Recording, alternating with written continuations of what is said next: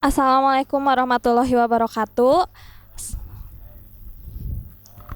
Selamat pagi, salam sejahtera bagi kita semua. Alhamdulillahirabbil alamin. Hari ini kita bisa berkumpul dalam keadaan sehat walafiat.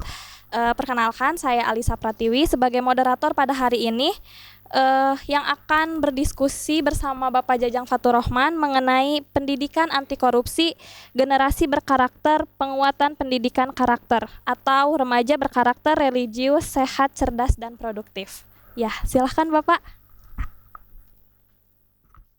Assalamualaikum warahmatullahi wabarakatuh. Waalaikumsalam Alhamdulillahirabbil alamin. Pada pagi hari ini kita bisa bertemu berjua dalam rangka MPLS ya. Ya, betul Bapak. Di mana kita akan bercerita tentang pendidikan anti korupsi. Nah, kita sudah pada tahu, sering mendengar, bahkan beberapa kali kita mendengar kata korupsi.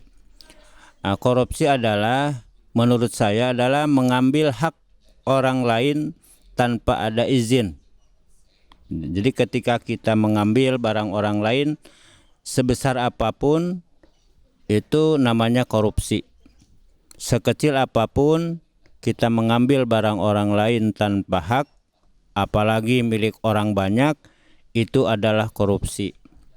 Dan korupsi itu adalah salah satu akhlak madmumah, artinya perbuatan yang dicela oleh Allah dan Rasul-Nya. Nah, bagaimana caranya kita supaya bisa terhindar dari perbuatan korupsi tersebut? Pertama adalah kita harus memiliki iman yang kuat terhadap Allah Subhanahu wa taala. Kenapa? Karena kalau kita yakin bahwa Tuhan kita adalah Allah, dan ketika kita berbuat akan dihisab oleh Allah, ditanya oleh Allah, maka kita insya Allah akan terhindar dari korupsi. Nah, yang perlu kita tanamkan selain daripada iman kepada Allah itu juga tanamkan pada diri kita sifat jujur. Artinya kita tidak boleh berdusta terhadap orang lain. Apa itu jujur? Berbuat, berkata sesuai dengan apa adanya, sesuai dengan kenyataannya. Baik jujur terhadap diri sendiri, jujur terhadap orang lain, atau terhadap sesama. Ya Pak. Nah, gini Pak. Terus kalau kita bicara tentang korupsi yang tadi Bapak udah jelasin ya Pak ya. Biasanya suka ada nggak sih Pak kejadian gitu? Kan kalau kita taunya korupsi itu biasanya hanya kayak kalangan pejabat-pejabat aja gitu ya Pak ya.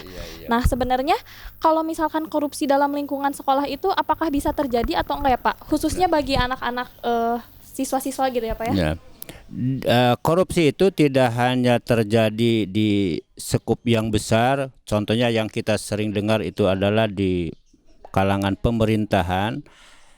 Jangankan di sekolah, di rumah, lingkungan rumah pun bisa saja terjadi korupsi.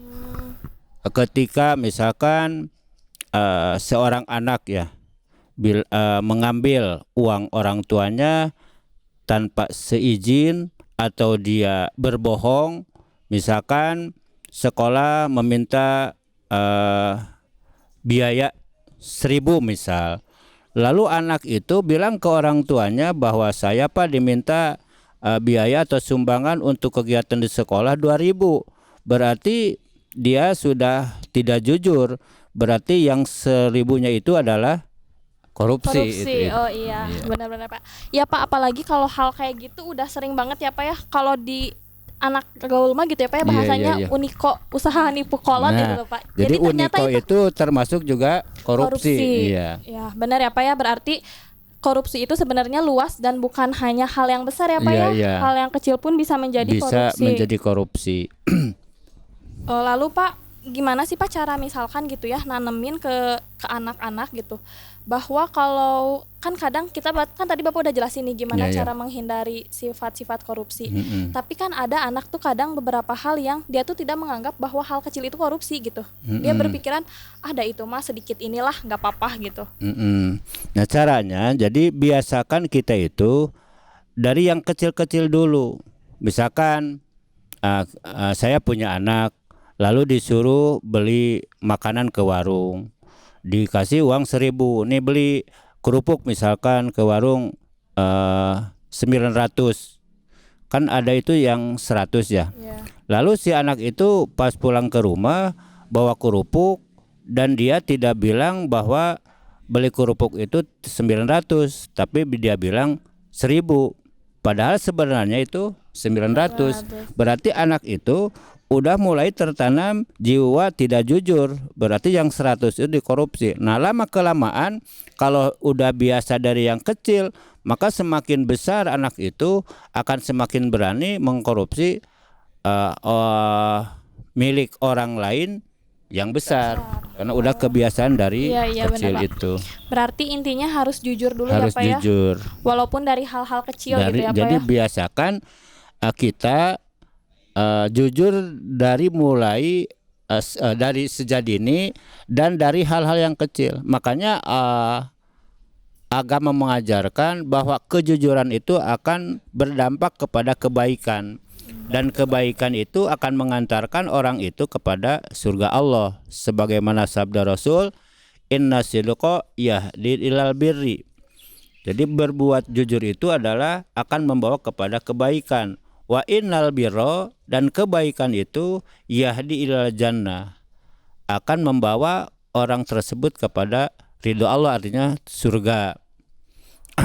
Makanya salah satu cara ya harus ditekankan kepada anak didik kita, kepada keluarga kita, pertama adalah tanamkan sifat jujur. Yang kedua, tanamkan juga kepada diri kita, keluarga kita, anak didik kita adalah sifat amanah. Apa itu amanah? Menjaga titipan dari orang lain dengan sebenar-benarnya, tidak boleh mengganggu. Nah, kalau sudah hilang sifat jujur, hilang sifat amanah, maka terjadilah korupsi. Iya, benar ya Pak ya. Jadi intinya pendidikan religiusnya yang harus ditanamkan sejak dini ya Pak ya. Nah terus Pak, kalau misalkan nih ya, emang apa sih Pak dampaknya, efeknya kalau misalkan kita itu menganggap remeh hal korupsi gitu. Jadi dalam artian kita itu menganggap bahwa korupsi itu ya hal yang biasa, kayak tadi Bapak bilang gitu ya, kayak berbohong. Jadi kita menganggap hal itu biasa aja gitu.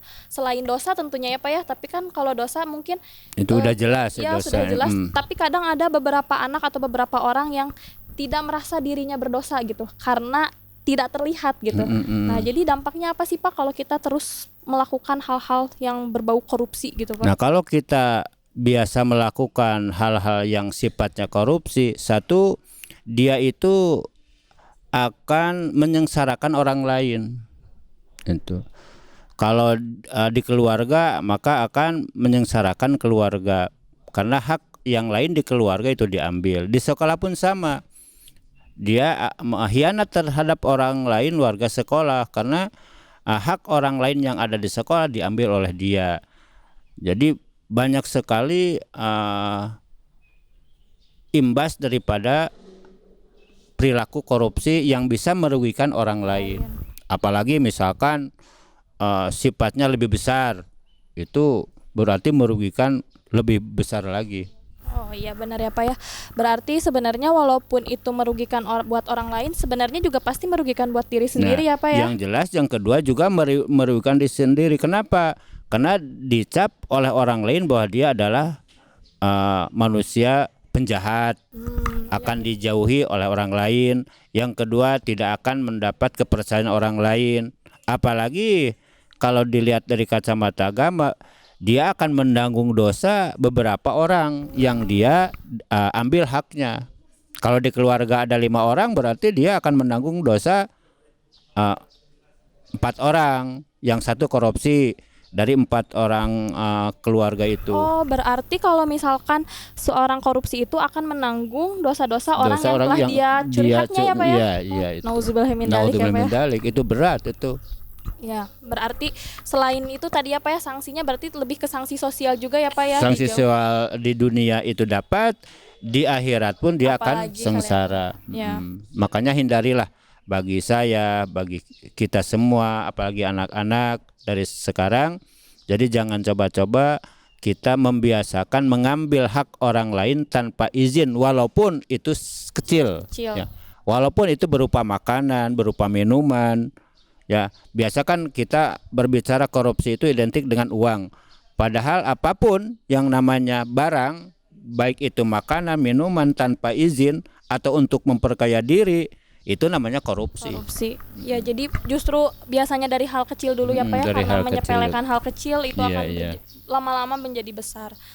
Nah, berarti udah tahu ya Pak ya, kita dampak korupsi ternyata sangat mengerikan, sangat mengerikan, dan dosanya juga sangat besar. Jadi kalau kita bisa ya menghindari sifat korupsi dari mulai kecil, maka hidup itu akan indah. Hidup itu di lingkungan rumah, lingkungan sekolah, apalagi lingkungan yang sifatnya negara, itu kan sejahtera. Karena hak-hak orang lain itu terlindungi. Ya benar Pak.